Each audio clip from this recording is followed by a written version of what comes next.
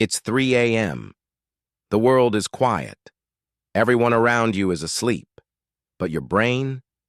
It's wide awake, spinning, racing, reaching into places it usually avoids in daylight.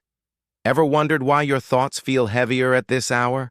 Why regrets suddenly echo louder? Why you can't seem to stop overthinking? You're not crazy, and you're definitely not alone. What if I told you that your brain is doing something very specific at 3 a.m.?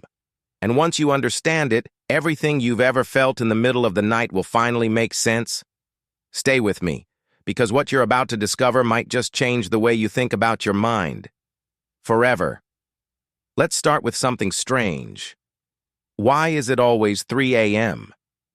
Not 2, not 4, always around 3. Scientists have studied this, and what they found is fascinating. Around 3 a.m., your brain is in a unique state.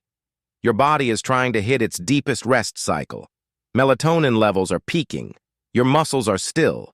Your environment is dark. The world has gone quiet. But if you happen to wake up at this moment, or worse, you never fell asleep, your brain reacts in a very specific way. It enters a semi-dream state, a foggy, vulnerable state where logic takes a back seat and emotion comes rushing in.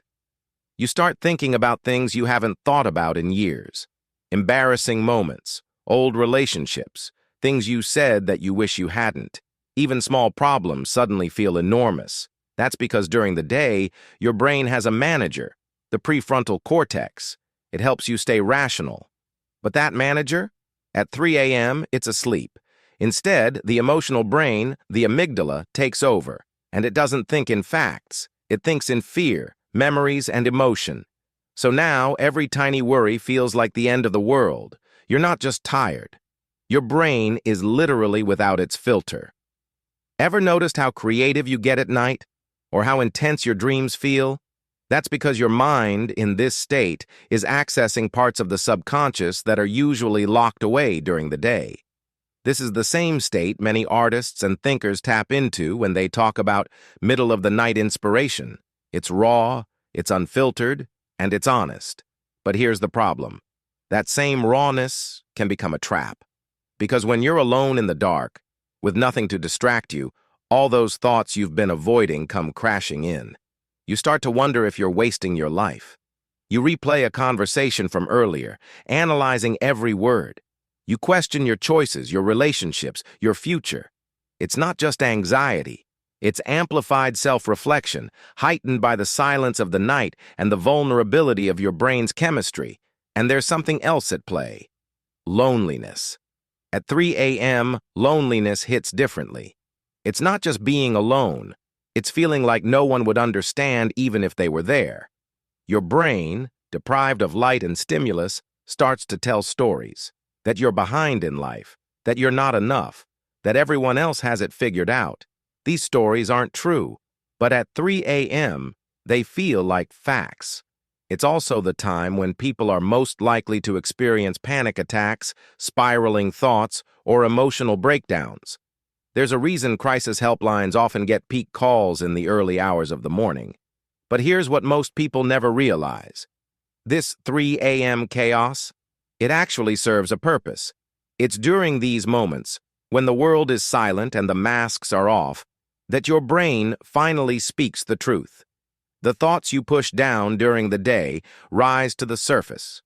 The regret might be pointing to something unresolved. The idea that popped into your head out of nowhere? It could be something your soul's been whispering for years. That wave of sadness? It might be your mind saying, "Pay attention to this." In a strange way, your 3 a.m. brain is your most honest version, unedited, unfiltered, and painfully real. Therapists often suggest keeping a notebook by your bed, not just for dreams, but for those 3 a.m. thoughts, because what feels like emotional chaos might actually be clarity, disguised as discomfort.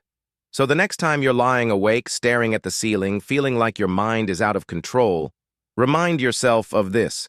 Your brain isn't broken. It's just talking. You finally got quiet enough to hear it.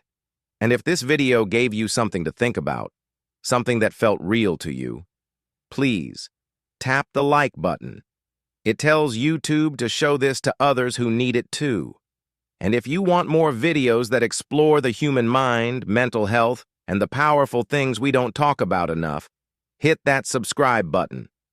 I've got more coming your way. Until next time, sleep well. You're not alone in the dark. You're just finally listening.